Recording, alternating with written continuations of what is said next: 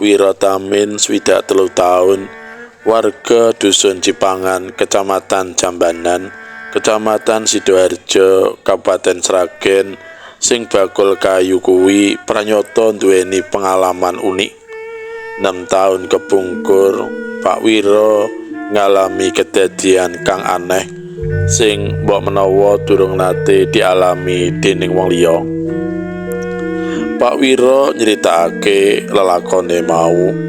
Wektu iku ngepasi malam Jumat Kliwon, jam 11 bengi. Pak Wiro wis budal mlaku menyang Pasar Ledok Gesi sing dawe udakara 14 km saka omahe, butuhake wektu kira-kira 2 jam. Diangka jam 4 esuk wis tekan pasar. Bab iki dilakoni wis ana nek 15 tahunan. Dina iku Pak Wiro dening Pangeran Kang Maha Murah diparingi rejeki cukup akeh. Kabukten durung ana setengah jam barang dagangane wis entek, kanthi nggawa dhuwit 40.000 rupiah. Saka pepayone dodol kayu, Pak Wiro sawise ngalungake sarung lungsete kuwi terus bali mulih kanthi bunga. Ketemu wong ayu, lakune alon-alon liwat dalan aspal alus ing tengah kutha karo sinambi ngerokok lintingan jedal-jedul. Ora krasa lakune wis tekan dalan Sukawati cedhak perapatan Kuwung. Bareng wis caket ngarep SLTP Negeri 1 Sragen, dheweke kaget. Kok kaya ana sing nyeluki. Pak Wiro kaya-kaya ora percaya pandelenge dhewe, sebab sing nyeluki mau jebul sawijining wanita kang ayu, kang pawakane wewek lan pakulitane kuning nemu giring. Bareng Pak Wiro nyedak wanita ayu mau kanthi lembah manah nawakake pegawean. Wanita ayu sugih semau nawani gawean sing ora abot, kejaba gampang ditindakake, bayarane uga gedhe. Ngono ceritane Pak Wiro. Cerita sabanjure dheweke gelem nanging njaluk palilah pamit anak bojone dhisik. Nanging wanita mau nglembuk kanthi tembung manis sing wose sawise nyoba pegawean mau sedina dhisik lagi kena pamit keluargane. Bareng dikandani ngono, Pak Wiro dadi luluh atine, banjur manut terus diajak mlaku bebarengan mengidul parane. Rumangsaku, aku diajak numpak sepur saka stasiun Sragen mlaku mengulon.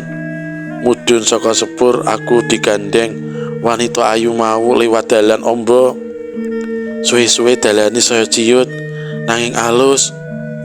Pantoke dalan sing dak liwati kaya mlebu ing sawijining taman kang indah lan resep dinulu.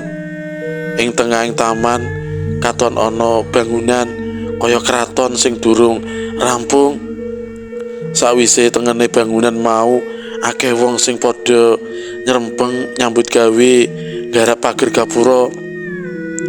Anehe kabeh sandang penganggone sarwa kuning sing gumunake maneh. Senajan wong-wong mau ibut makarya nanging ora ana swarane babar pisan. Lah wiwit kuwi aku dipeksa nganggo sandangan kuning padha karo liyane. Gawean sing tak lakoni mung ngusungi lepan kaya dening Raden tukang batu.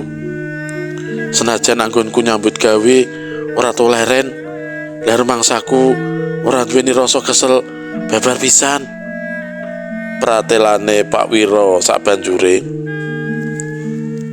Bareng sing padha nyambut gawe leren ngaso bali sepi. Ora suwe petugas sing kirim rangsuman isi sego, jangan lan lawuh gorengan iwak sing enak-enak teko. Pak Wiro batine gumun ing atase Laden tukang batu kok kaya wong sugih.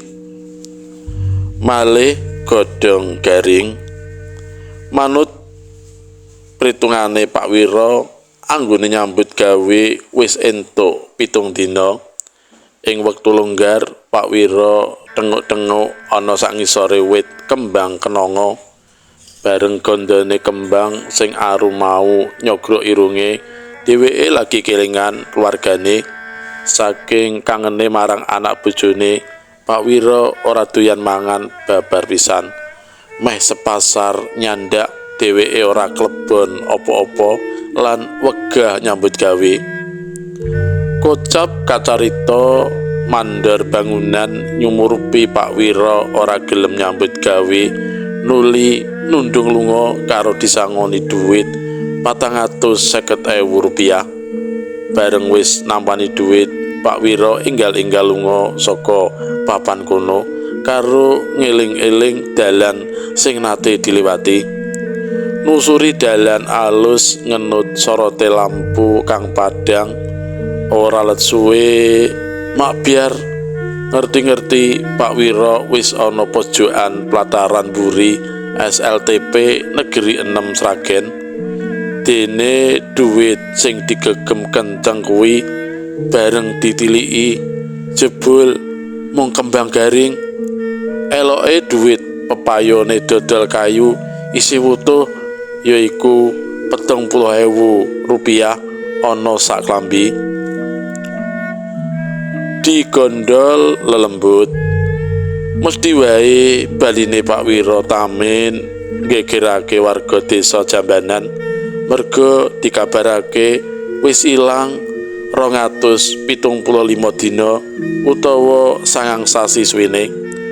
Mula ora aneh yen keluargane ngira yen Pak Wiro wis tumekaning pati, malah wis dislameti barang wiwit 7 dinane, 40 dinane lan tekan 100 uga disiapake kanggo pendak sepisan.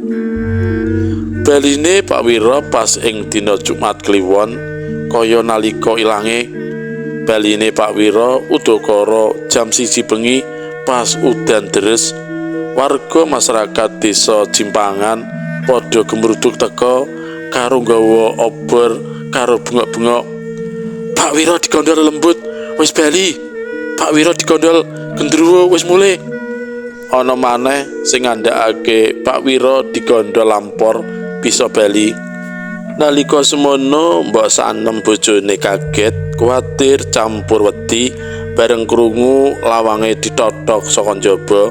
Gek wayah bengi pisan mengko gegek wong ala ngono pangudha rasane. Nanging atine diwanek-wanekake terus karo mbukak lawang. Bareng nyumurupi sing ana ngarep lawang Pak Wiro, Mbok Sanem jerit karo mundur-mundur.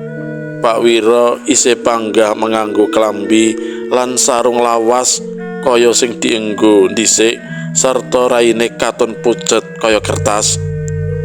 Pak Wiro nuli mlebu omah kanthi kloyoran terus lungguh ing kursi. Sing nganeh-anehi Pak Wiro klambine ora teles babar pisan kamangka udane isih deres. Tangga teparo nuli padha gemruduk teka ing omahe Pak Wiro karo nggawa obor kepengin martakake.